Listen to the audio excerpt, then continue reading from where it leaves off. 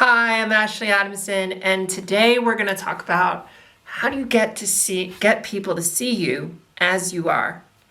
Now, this was a question that kind of got prompted by Holly Jokerst on my community feed, where I post questions and ask you to kind of like post some questions you have so I can answer them. I think this is a really interesting topic. It kind of like was prompted by this idea of like getting invited, people who are performative in supporting you, where you can see them trying to get the pronouns right, versus people who do more than surface level stuff. They show up for you, they invite you to social outings just for girls or just for guys. You know those kinds of people.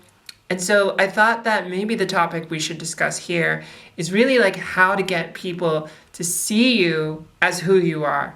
Because that's probably one of the bigger struggles that we have, right, trans folks? It's like being seen and being seen as who you want to be seen as.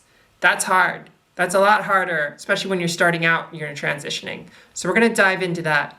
The first part is we're going to talk a little bit about my personal experiences, and then we'll jump into some of the ways that I've gone about fixing that and solving that, and maybe some ways that you can think about in improving your life in taking steps in that direction.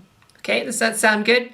If you're new here, I'd love for you to like and subscribe. It helps my channel. It tells the algorithm to keep boosting my video up. And write a comment down below, or read some of the comments down below and comment on those, because they are so good. I love them. I love all you guys that write these little mini essays. Like, don't feel bad for writing them. I think they're really valuable, and other people value them too. So, how to get people to see you as you are. I mean, if I had like the magic bullet for this, I would love to give it to you. I think that there's many different ways, and it's very contextual based. It's dependent on your relationship with someone. It's dependent on how you look, how you present, and it's dependent on how much time someone has had to process this and how open-minded they are. There's so many variables. But I'll talk a little bit about my experience, and then we'll touch on some of the tips and things that maybe you could do. So when I first started taking hormones, I had a partner who was supportive and who was immediately on board, which was amazing. But I had friends, and most friends, who didn't see me that way, that I had previous relationships with for years, that were having a really hard time shifting and moving that. Some people were quick like that. Other people, it took a lot longer to get there. At work, I would get misgendered all the time, and I'd have to constantly correct them and tell them, hey, like, you, she, her, please. So, and then my family, my dad just misgendered me all the time, and so did my parents. And the person who was quickest to change was my little sister. And God bless you, Jackie, thank you. So what did I learn from that experience? Like, how did I kind of like move through that experience? Oh yeah, and then I just forgot to mention my trans friends. My trans friends were the quickest, because they get it, right? It's easy. So what I learned from that is a lot of it is their own internal work. You don't have control over that. So we don't need to go into how they can do their internal work. I think allies need to do this research on their own, and a lot of people will not. But you can help them along with their internal work and understand that it's a process for them to do the understanding and do the work to kind of get through that and help them shift their perception. Because that's all it really is, to be seen as who you really are. They just have to be willing to shift the way that their mind sees you. They have to be willing to let go of the thing that they've become attached to, which is their version of you, and to see the version of you that is being presented in this immediate moment. Now, I see this happen, and I think it's not I wouldn't recommend it, is to not do anything in how you present yourself. To say, I just want to change pronouns, and I want you to call me she, her, and I'm just going to keep talking the same way that I do. I'm going to keep acting the same way that I do. I'm going to keep dressing and presenting the same way that I've done. And there's no visible external changes at all that indicate that I've changed. I think that's a really poor way of going about it, because you're not, if your goal is to have them treat you differently, you're not giving them anything to work with. Their mind hasn't seen any signals to tell them that they need to reconfigure the way that they see themselves with you and their relationship with you and who you are. The best thing you can do is the opposite, is to really make efforts to present yourself in a way that communicates and conveys who you are. Because yeah, maybe you are the same person before, but like that doesn't necessarily mean you have to express in the same way that you did before. And oftentimes when you're going through a transition, there is a mix of reconfiguring. As you learn to change your voice, for example, as I learned to change my voice, the way that I expressed things changed. The way that I saw myself changed. And that helped me process that I could be more feminine. I didn't think that if I lower my voice, like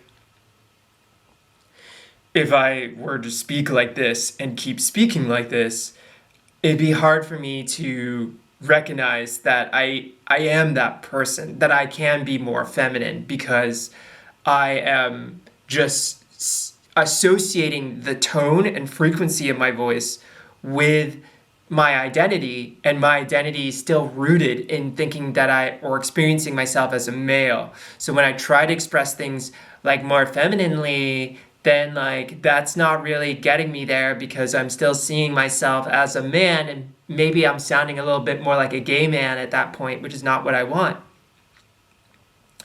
So like when I changed my voice, for example, it really helped me recalibrate my relationship with myself, and also very like clearly communicate to people that things have changed, things are different, I sound different. And that's a very uncomfortable process, by the way.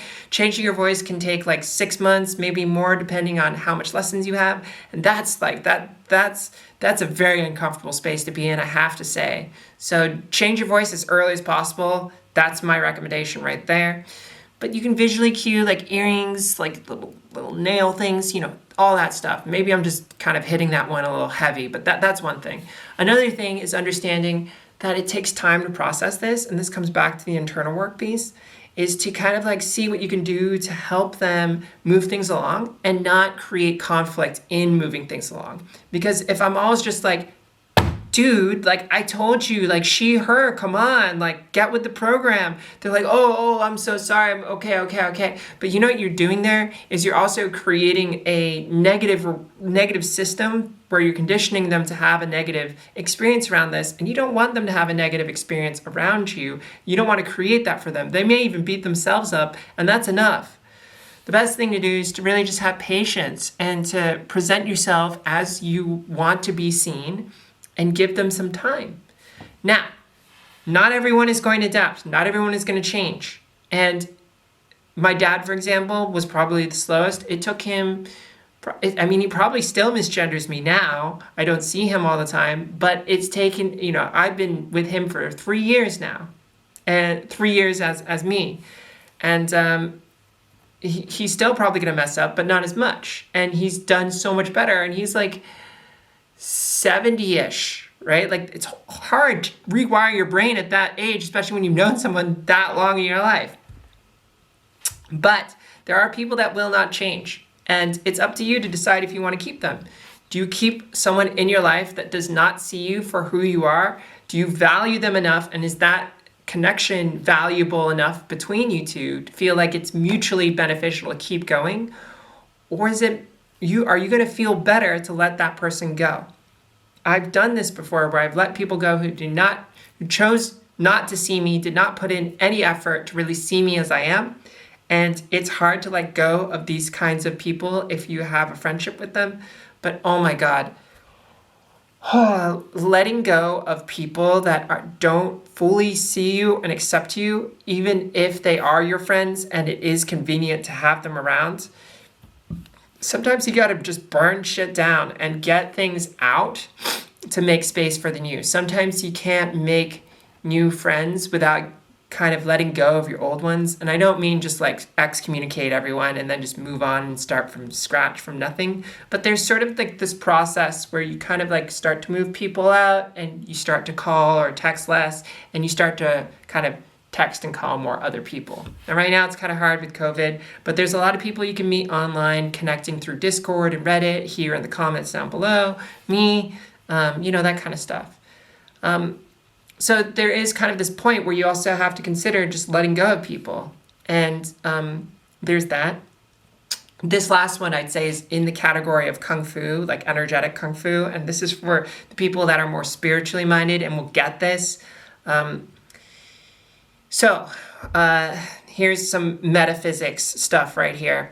People's eyes project energy out of them, and they see through their eyes, but they also project their reality through their eyes.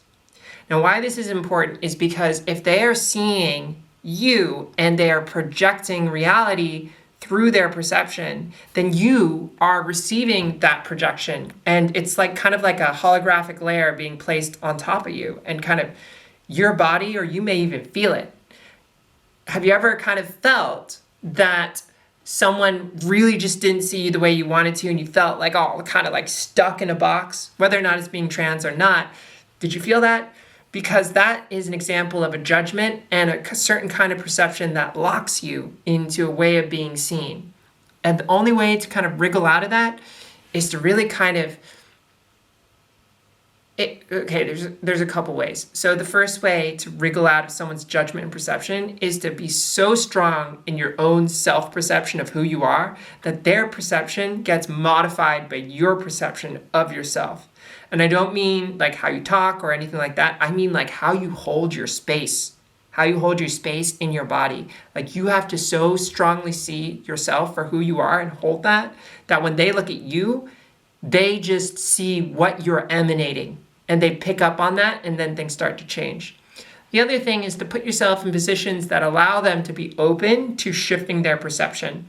And what I mean by that is like finding a space where you don't always hang out, they always associate you. For example, if I was a guy and I had a guy friend and we played games together, and that was kind of like our relationship, and we would just do that on the couch all the time, let's change the situation. Let's hang outside. Let's go like play on the playground if we can, or go on walks or whatever. Let's change our environment to help teach their mind that it's a new environment, that they can shift their perception a little bit, and maybe they'll see something else a little bit. And here's my bonus one, and I don't recommend this for everyone, but you could also just take LSD or something with some friends. That might change some things up. But seriously, probably you shouldn't, because I'd say when you're going through a transition, it's a pretty big thing, and you want to be very mentally stable. So those are some of my thoughts. Let me know what you think. Let me know how you shift perceptions. And thanks for joining me today. Love you so much. I'll see you again soon. Bye.